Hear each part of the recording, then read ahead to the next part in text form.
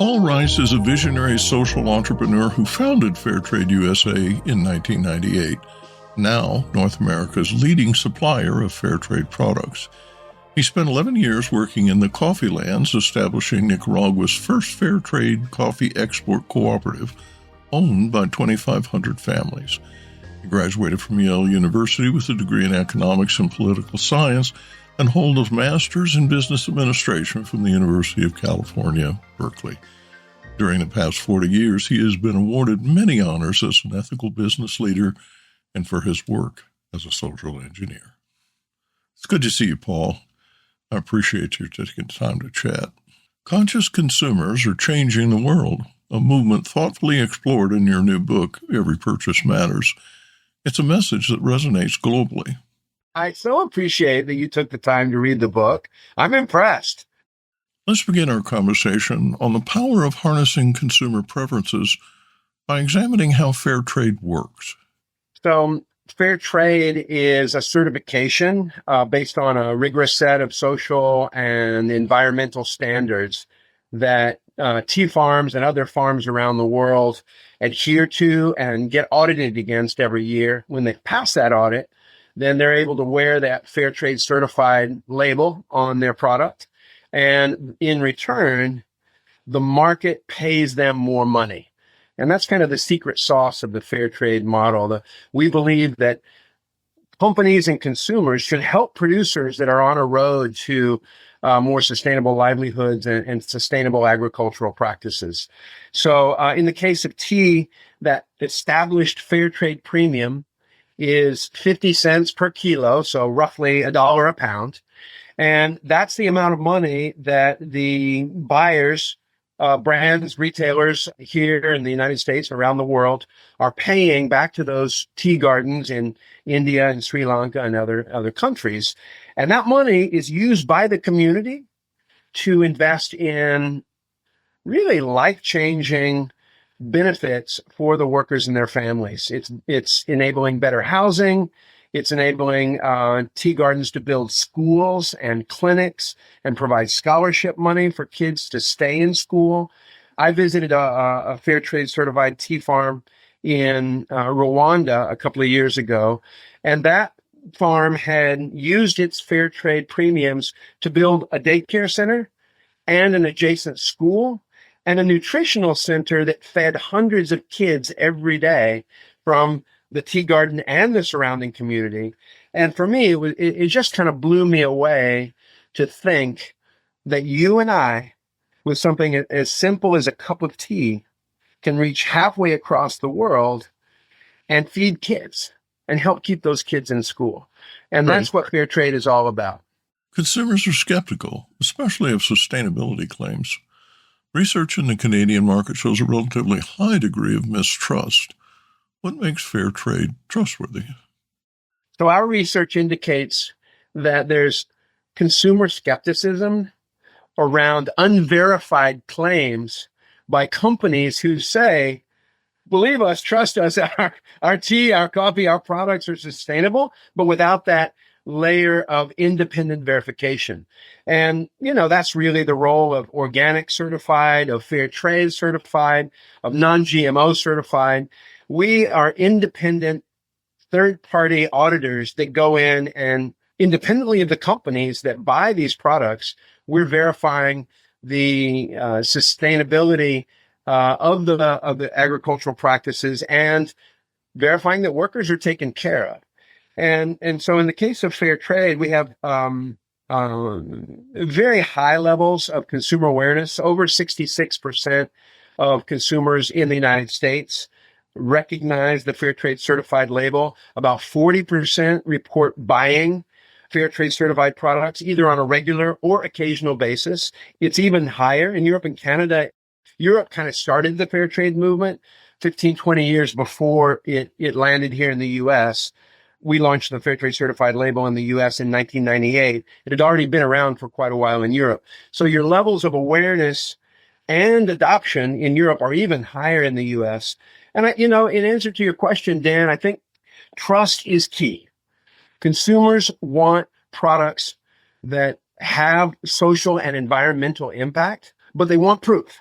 And so therein lies the value of that independent third-party certification to, provide the reassurance to the consumer that the product with the label actually delivers in terms of social and environmental impact.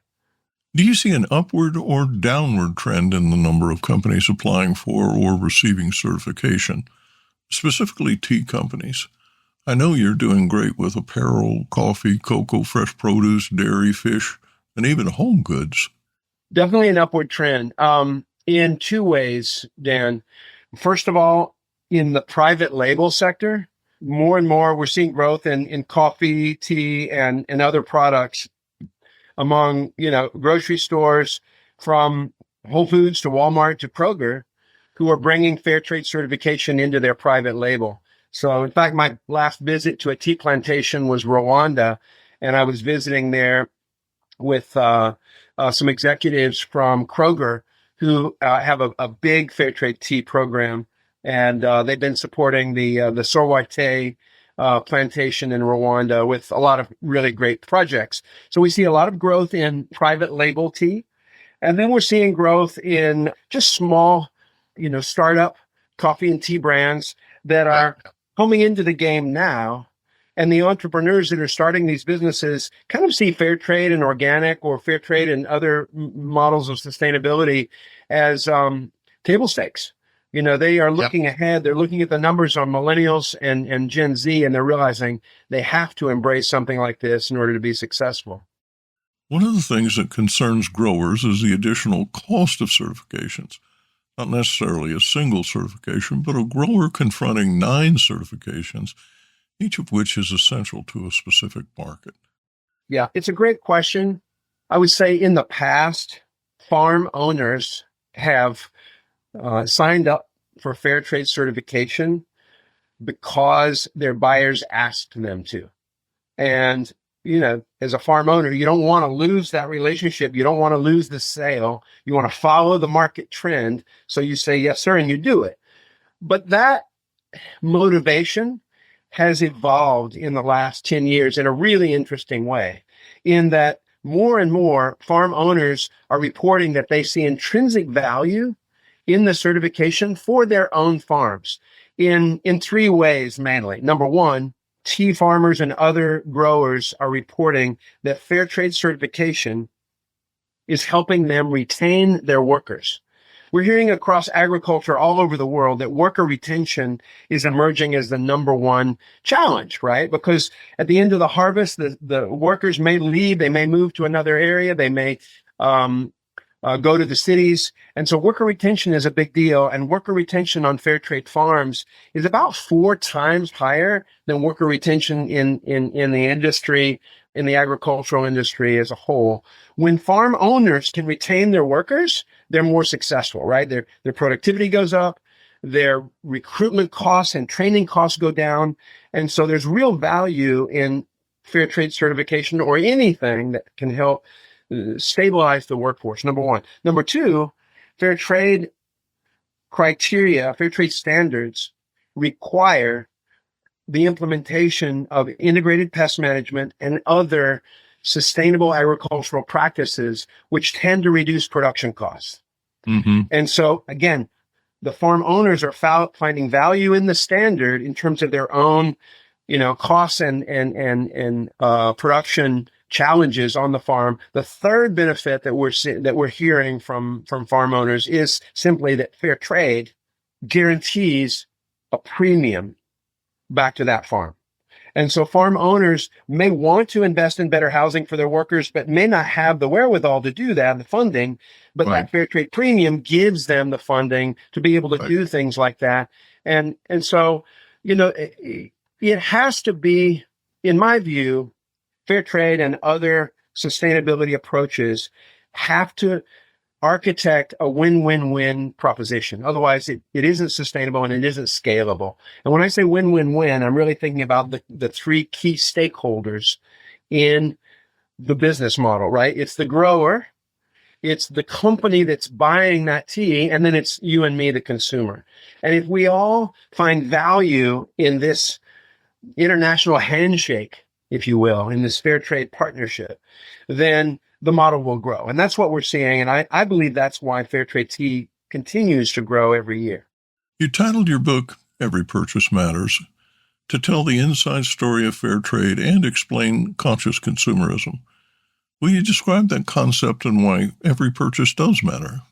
And now more than ever, every purchase matters is, in some ways, such a delicious cherry on the top of my 26 years at the helm of Fair Trade USA, the organization I started in 1998. I never really felt like I had earned the right to tell the story until now.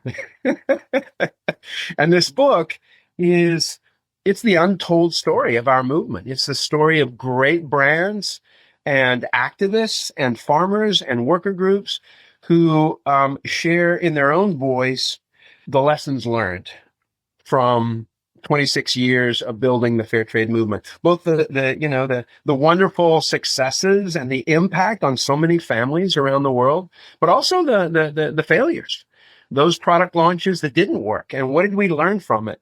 And so my goal in writing this book was to provide insight and inspiration to consumers who are wondering, what is this fair trade thing? And does it really make a difference? And, show me what's under the hood, right? There's a lot of consumer curiosity around things like this, but also I think this book is in some ways a roadmap for business people that are trying to figure out how to make their businesses more sustainable.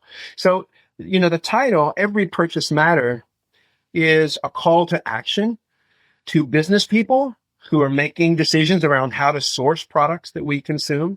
But it's also a call to action to the consumer. And especially in times like these, where, here in the United States, we have a government that is reversing or trying to reverse many of the achievements in the sustainability and social justice field. And so many people just feel helpless in the face of this steamroller government that we have here. And yet, you don't have to wait 4 years till the next presidential election to raise your voice for change. You can actually vote with your purchasing dollars every time you go to the store. Every time you go to the store and pick a product, you have a chance to choose a product that is more sustainable and socially responsible or not. And so in that sense, Every Purchase Matters, the title of my book, is a message of hope and of empowerment for every one of us.